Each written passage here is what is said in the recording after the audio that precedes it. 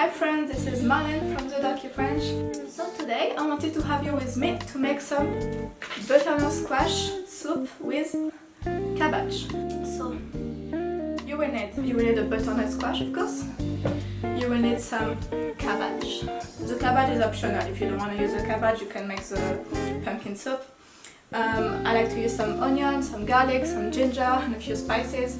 So for the spices I'll get back to it later. I'm gonna be using my Instant Pot to do this recipe, but you can absolutely make this recipe in a saucepan or in just anything you have. So first we're gonna see how do we cut the butternut squash.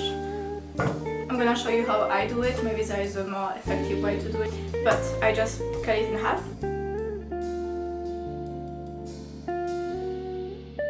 Okay. The next step will be to cut on the side the skin of the butternut squash. So you'll need a large knife, preferably. It will be much easier for you.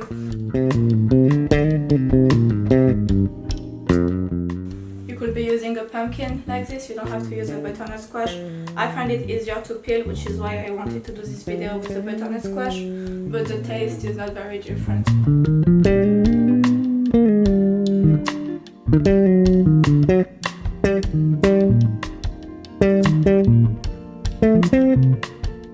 Okay, so now we have both we have both sides of the butternut squash that are peeled. We'll still have to empty them, but first I'm just gonna start cooking the onion in the Instant Pot. So on the Instant Pot you have a saute option. You just click on saute. So now it's gonna start heating up. Okay, so while it heats up, I'm just going to add a large tablespoon of coconut oil. Okay, this means it's just heating up. And while the coconut oil is melting, I'm just going to cut my onion, ginger and garlic. For the onion, you could also use leek instead. I already peeled my onion and my garlic, so now I'm just going to be cutting it while this is melting. You don't have to do the pieces too small because it's going to be mixed in the soup anyway after we blend everything together. Oh, by the way, I used coconut oil, but you could also use any other type of oil, vegetable oil, sunflower oil, you could use olive oil. Okay, now my eyes are gonna cry.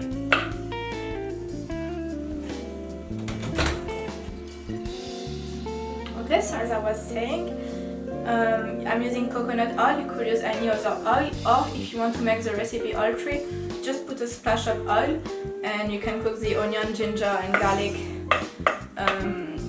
in the water. If it gets too sticky, you just add a bit more water while it's cooking. Yeah, the oil is melted. We have some onion, ginger and garlic. So now I'm just gonna put it in the Instant Pot. Okay, so we're just going to let this cook for a few minutes. And while it's cooking, I'm gonna cut the butternut squash. Now I'm just gonna be removing the seeds like that.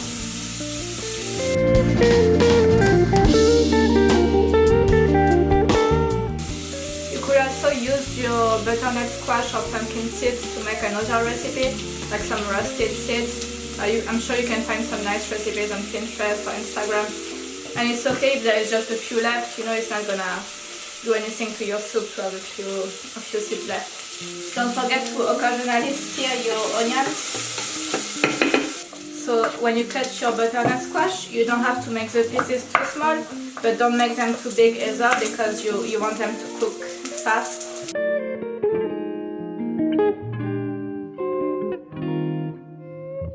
Okay, so now that the onion is cooked, it doesn't have to be super caramelized, you know, just a bit cooked. Then you can add your spices. So for spices, you can kind of do up to what you like, up to your own taste. But I'm gonna show you what I put. So I'm gonna put about 1 big tablespoon of cumin seeds. I'm also gonna add some herb de Provence. This is just herbs. You could add any other Italian herbs or French or whatever. Then I'm gonna add some salt, of course. Pepper, I will add it at the end. I just prefer to always add the black pepper at the end of my recipes. I'm also gonna add some cinnamon. The cinnamon taste goes really nice for pumpkin recipes. And I'm also gonna turn this off actually. Okay, so now that we have the onions, ginger, garlic and spices inside the Instant Pot, I turned it off and I'm going to add the pumpkin. So just put everything in there.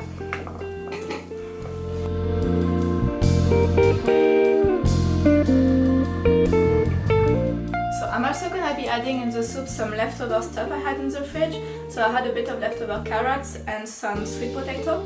So that's something you can do with your soup as well. If you have some leftover fruit, not fruits, if you have some leftover veggies you need to use, soup is a very good way to just use them. You just throw them in there and you won't even taste it, you know, if it's just a bit. So I'm also going to be adding in this some apple cider vinegar. 1 teaspoon, 1 tablespoon is fine. You could also add some lemon or some other sort of vinegar if you don't have this one.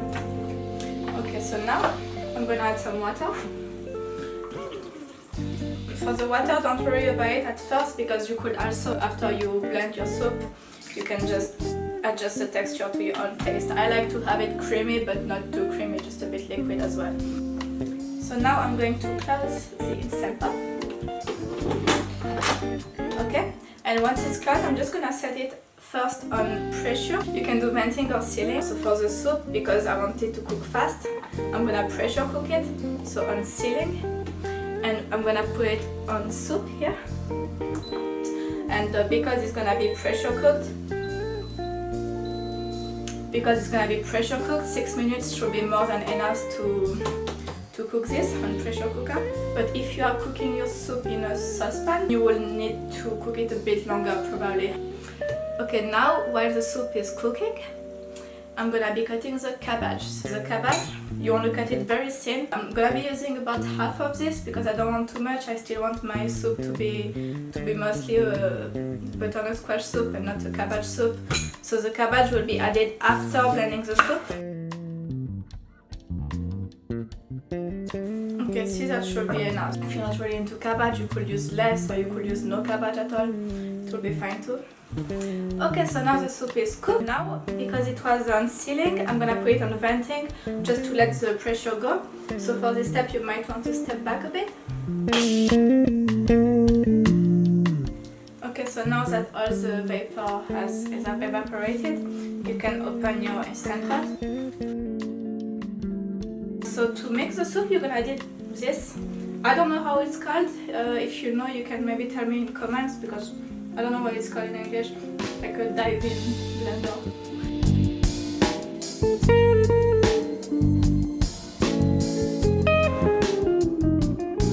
Okay, that looks good to me, so now I'm just gonna take this out. And now that's when I'm gonna add my cabbage. So you just add it as soon as you mix the soup, this way the soup is still warm. And your cabbage is gonna cook a little bit, so you do want it to be a bit cooked. And then you just have to wait 5 minutes for the cabbage to settle in and to cook itself a bit. And now I'm just gonna mix for the cabbage to be blended in the soup. So then you just wait for the cabbage to settle for 5 minutes and to cook a bit. So I'm just gonna leave it there. Okay, so now you're gonna be able to serve your soup. See, the cabbage is a bit cooked now.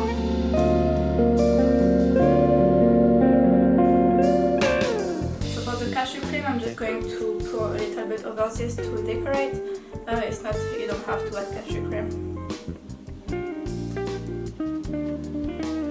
And now I'm just gonna add some black pepper and some fresh parsley. Instead of parsley, you could also use basil or coriander. Coriander would be my first choice, but I actually have some parsley left from my tiny garden, so that's some parsley I have left.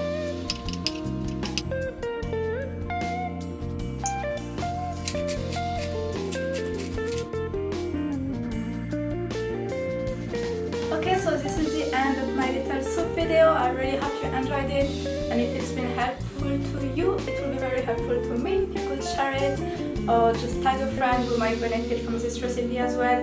Tag someone who never made soup before and should try making soup, and you can share it in your story as well. It would be very much appreciated. And if you're not following me, of course you can follow me as well. So just let me know if you enjoy this kind of videos. I'm sorry. If you enjoyed this kind of videos, I can make more in the future. Bye bye!